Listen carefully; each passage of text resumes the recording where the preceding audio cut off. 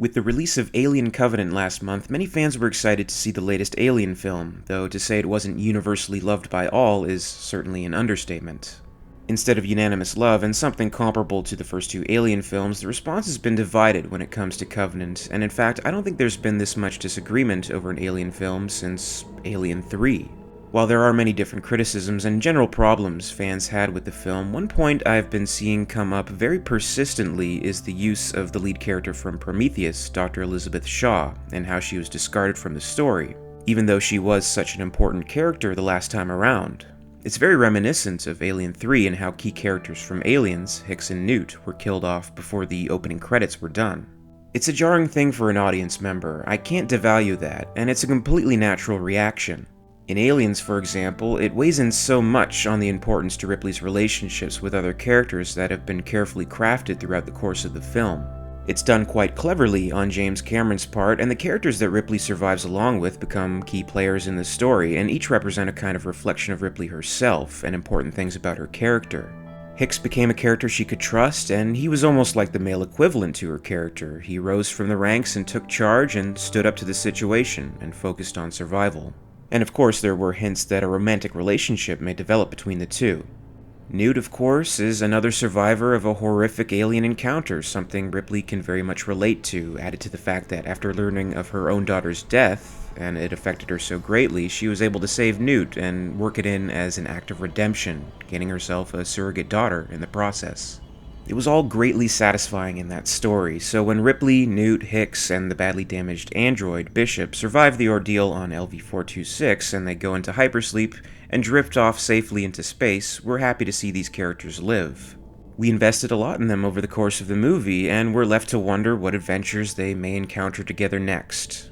Then, of course, Alien 3 comes along. Hicks is crushed to death by a support beam in the EEV in the crash landing. Newt drowns to death in her cryotube. Just for fun, there's an autopsy scene where Newt is cut up and ripped open, and then the both of them are thrown into molten lead and cremated. That's it. That's the end of our beloved characters from Aliens.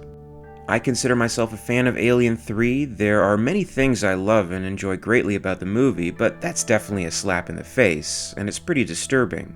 I guess that is part of what I like about the movie, though. It's disturbing, it's dark, it's bleak, and it works on its own level. But as a companion to Aliens, as a continuation of that story, it arguably sacrifices everything about the ending of Aliens' story to tell its own.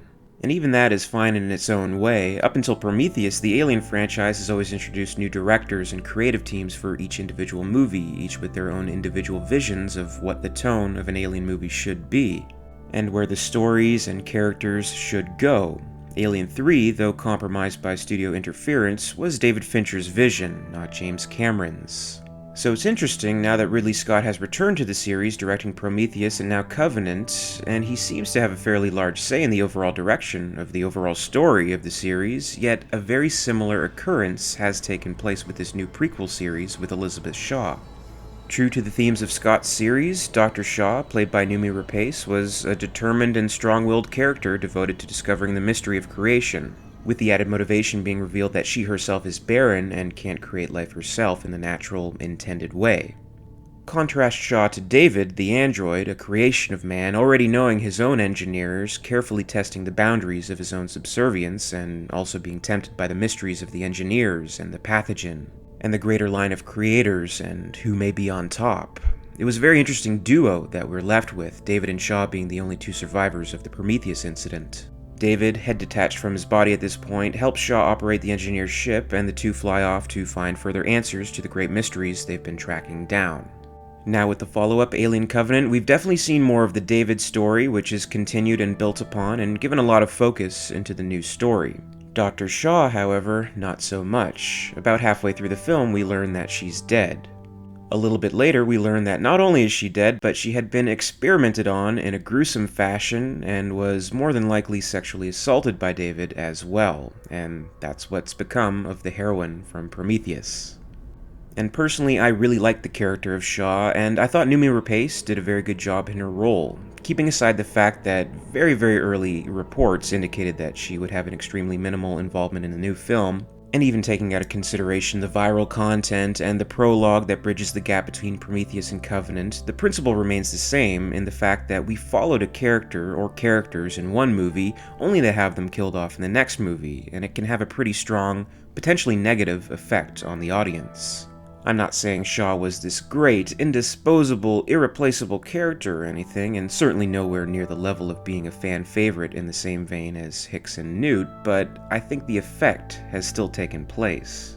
It's not just the fact that a character that we've come to invest a full movie in and taken the time to get to know them and their plight and trust them as the hero or heroes of the story and truly care for them, only to have them carelessly discarded in the next entry.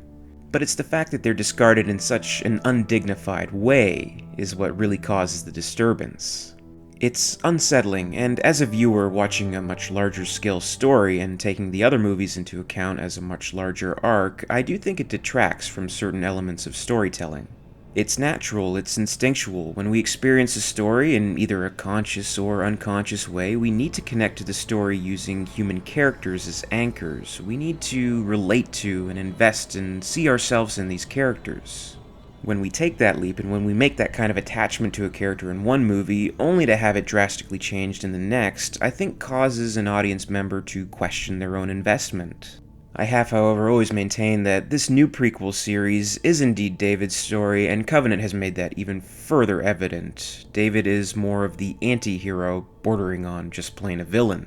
We can fairly easily invest in human characters like Shaw and even Daniels in this new film, and we can trust them to be good as humans, but can we really put all our investment, our own human emotions and faith and trust into an android character that has a disdain for those very human attributes? It's difficult, though perhaps that's the point.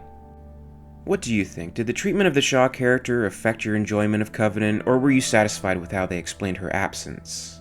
If you were underwhelmed by Covenant, do you think it could have been better if they somehow involved Shaw more? Comment below and let me know. And as always, thanks so much for watching, I really appreciate it, and if you like this video, please be sure to give it a like, and you can also hit that subscribe button to stay up to date with all the latest from the channel. If there's a topic you'd like to see covered, I'd love to hear your suggestion below, and you can follow Alien_Theory on Twitter and Alien Theory YT on Facebook for more, and until next time, this is Alien Theory, signing off.